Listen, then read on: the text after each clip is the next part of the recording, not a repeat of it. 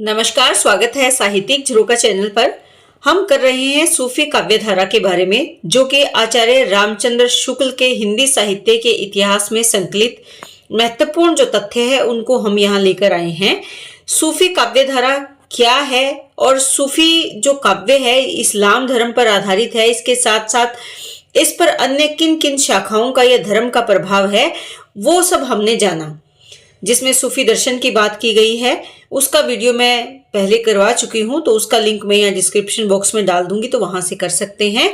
आज हम जो करेंगे उसमें जानेंगे कि सूफी शब्द कहाँ से आया, किस से बना, क्या अभिप्राय है इसका, और इस काव्य धारा के प्रमुख कवि कौन है, आचार्य शुक्ल ने किसे प्रमुख कवि स्वीकार किया है, तथा अन्य विचारकों के इसके बारे में क्या मत है, तो वह विस्तार से जानेंगे। आइए शुरू करते हैं।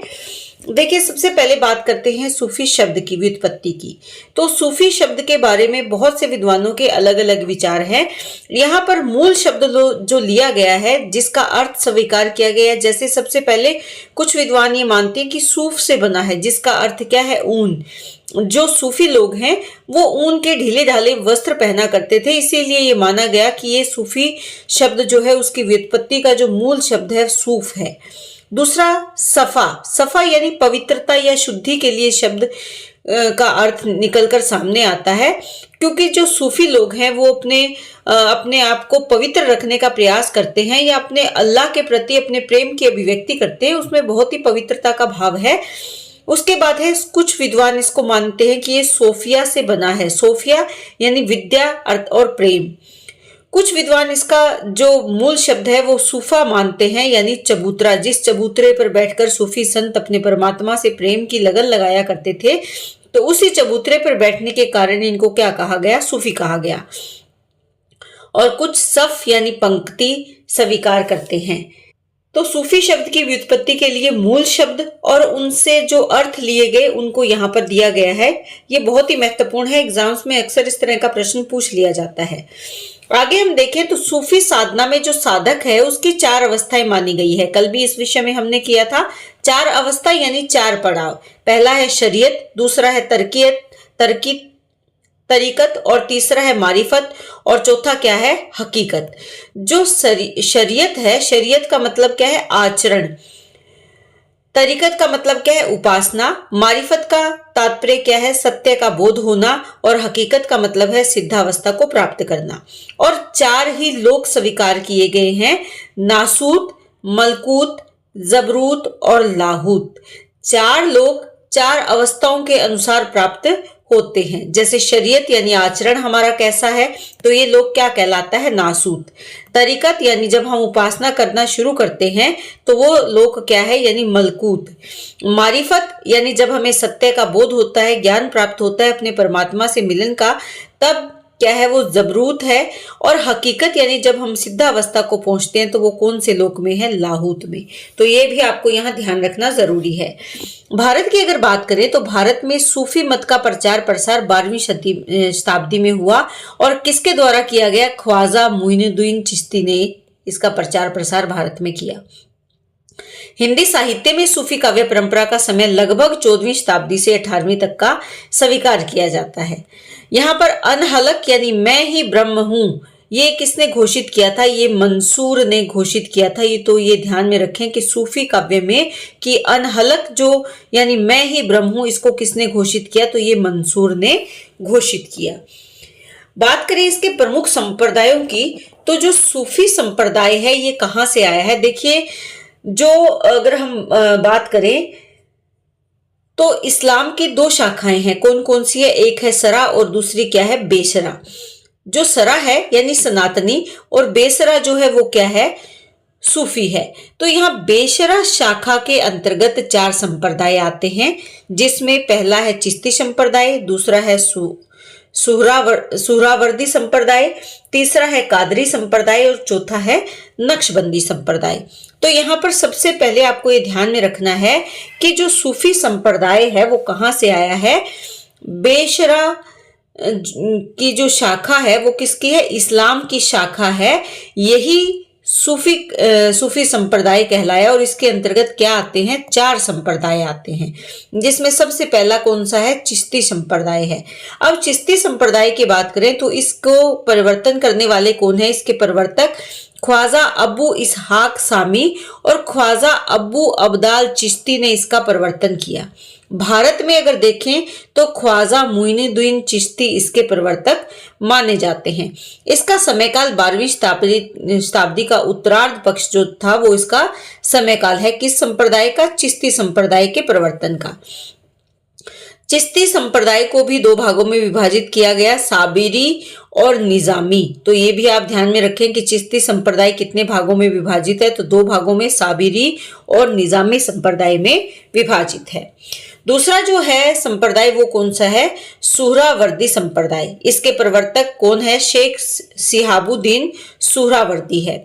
भारत में इसके प्रवर्तन किसने किया, शेख बहाउद्दीन जकारिया ने इसका प्रवर्तन भारत में किया और इसका समयकाल क्या है, 13वीं शताब्दी का पूर्वार्ध काल जो है वो इसका समयकाल है।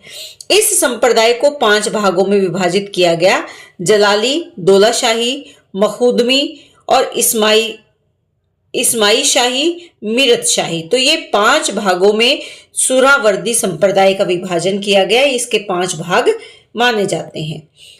तीसरा कौन सा है, कादरी संप्रदाय। कादरी संप्रदाय के प्रवर्तक कौन है, शेख अब्दुल कादिर गिलानी इसके प्रवर्तक है। भारत में इसके प्रवर्तक का श्रेय किसको जाता है, बदंगी मोहम्मद गोस को जाता है।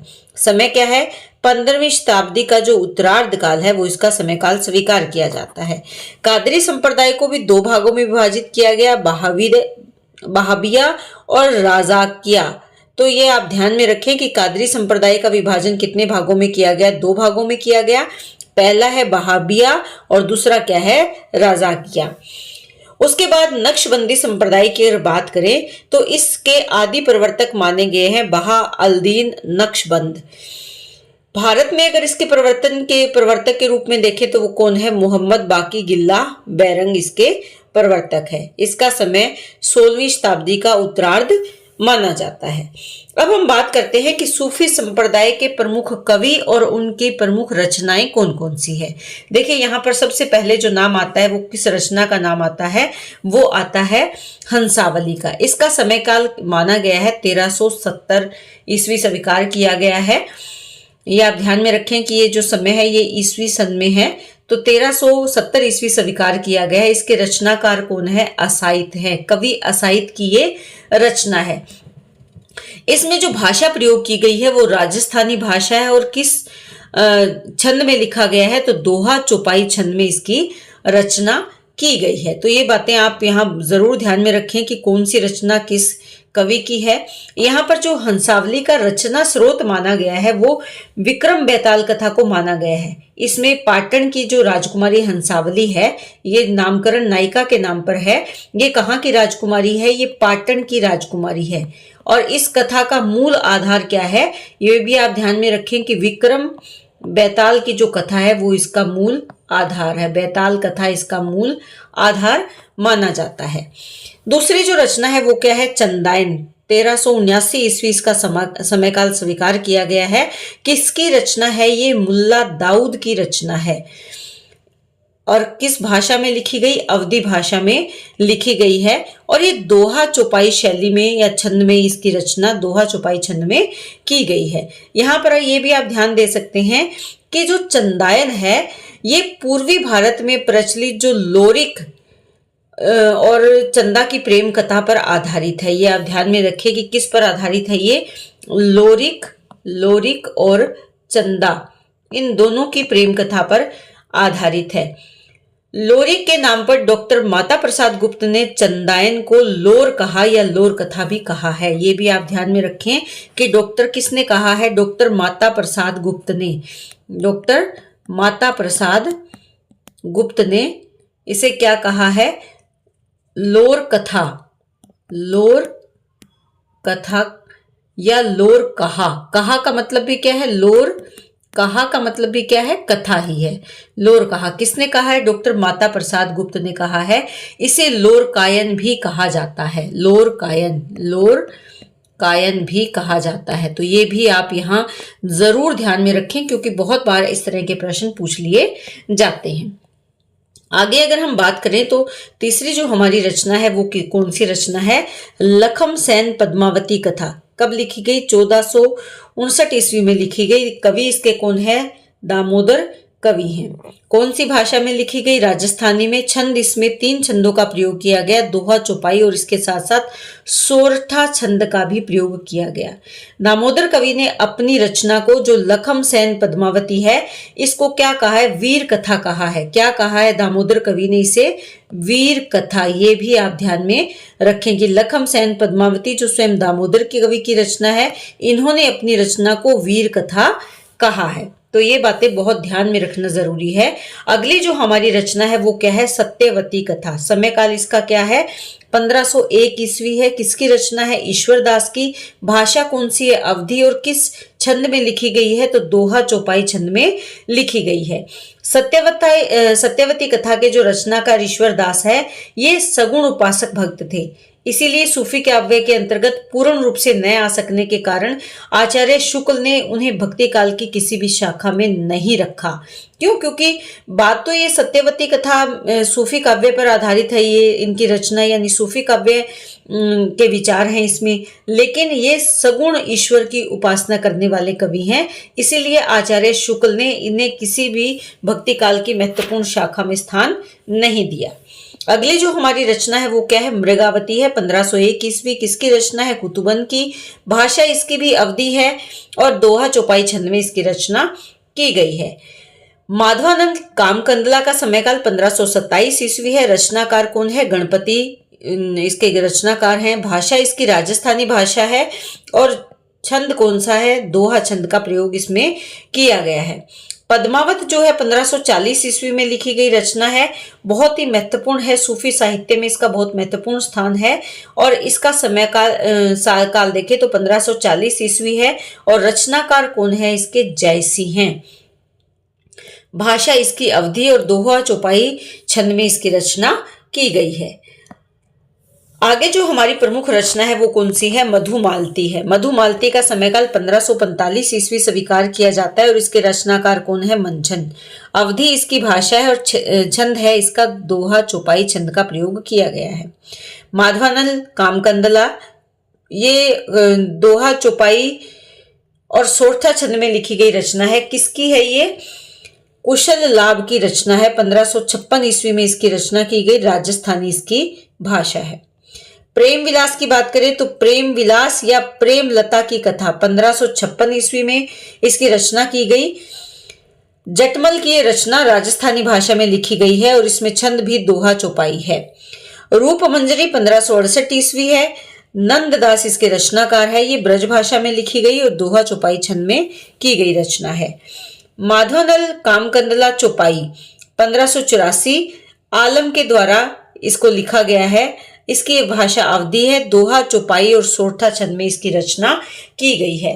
देखिए यहाँ पर ध्यान रखें कि जो पहली माधवानल कामकंदला 1556 ईस्वी है, ये राजस्थानी भाषा में और कुशल लाभ के द्वारा रची गई रचना है, जबकि माधवानल कामकंदला चौपाई ये 1584 में आलम के द्वारा लिखी गई अवधी भाषा की रचना है। तो ये आप यहाँ कंफ्यूज होने की जरूरत नहीं है, ध्यान रखें। ऑप्शन में जो भी लेखक आपको, कवि आपको ध्यान में रहे, उसी पर निशान लगाना है। ऐसा तो नहीं होगा कि एक ही रचना के साथ दोनों नाम दे दिए जाएं, ऐसा नहीं होगा। उसके बाद छिताई वार्ता 1590 ईस्वी में लिखी गई। किसकी रचना है? नारायण दास की। राजस्थानी इसकी भाषा है और साथ ही ब्रज भाषा का समावेश भी है और इसमें दोहा चौपाई छंद का प्रयोग किया गया है। चित्रावली की अगर बात करें, उस्मान की रचना है अवधी भाषा में, दोहा चौपाई इसमें छंद है। रस रतन 1618 ईस्वी में पूहक के द्वारा लिखी गई अवधी भाषा की रचना और ये भी दोहा चौपाई छंद में रची गई है। इसके बाद बात करें ज्ञानदीप की, बहुत ही महत्वपूर्ण रचना है। 1619 में लिखी गई। किसके द्वारा? शेख नवी के द्वारा और अवधी भाषा और दोहा चौपाई छंद में लिखी गई ये रचना है। नल दमयंती 1625 ये नरपति व्यास के द्वारा की गई रचना है, अवधी भाषा में और दोहा चौपाई छंद है इसका भी। नल चरित्र 1641 मुकुंद सिंह की और अवधी भाषा में लिखी गई ये रचना है। इसमें छंद भी दोहा चौपाई है। हंस जवाहिर 1731, कासिम शाह अवधी भाषा में इसकी रचना की गई है और दोहा चौपाई छंद इसका भी है। इंद्रावती की अगर बात करें तो 1744 ईस्वी में इसकी रचना की गई, किसके द्वारा? नूर मोहम्मद के द्वारा। भाषा क्या थी? अवधी भाषा थी और दोहा चौपाई छंद में की गई है। देखिए, ज्यादातर जो सूफी काव्य है वो अवधी भाषा में लिखा गया काव्य है, तो ये भी आप ध्यान में रखें। अनुराग बांसुरी 1764, नूर मोहम्मद की बहुत ही महत्वपूर्ण अवधी भाषा की रचना है और बरवे चौपाई में इसकी रचना की गई है। तो ये प्रमुख सूफी काव्य और उनके कवि हैं, उनके लेखक हैं, जिनके बारे में हमने यहाँ पर जाना और क्रमानुसार ये रचनाएं दी गई है। अब ये जानते हैं कि सूफी शाखा के प्रथम कवि कौन है, उसको प्रस्तुत करने वाले और मानने वाले लेखक कौन है। देखिए, आचार्य रामचंद्र शुक्ल ने मृगावती को, जिसका समयकाल 1501 है, इसे सूफी शाखा के प्रथम रचना स्वीकार किया और कुतुबन को प्रथम कवि स्वीकार किया है। किसने? आचार्य रामचंद्र शुक्ल ने। दूसरा, रामकुमार वर्मा ने चंदायन को, जो कि 1379 ईस्वी की रचना है, इसके रचनाकार कौन है? मुल्ला दाऊद इसके कवि हैं। इन्हें पहला कवि स्वीकार किया है। किसने? रामकुमार वर्मा ने। हजारी प्रसाद द्विवेदी ने सत्यवती कथा को सूफी काव्य की प्रथम रचना माना है, जो कि 1501 में लिखी गई। किसके द्वारा? ईश्वर दास इसके कवि हैं। गणपति चंद्रगुप्त की रचना हंसावली, जो कि 1370 में लिखी गई, इसको प्रथम काव्य रचना स्वीकार किसने किया है? गणपति चंद्रगुप्त ने। और असाइद को इन्होंने प्रथम कवि स्वीकार किया है। तो ये भी आप ध्यान में रखें कि किस लेखक या विद्वान ने किसे प्रथम कवि और प्रथम रचना स्वीकार किया है।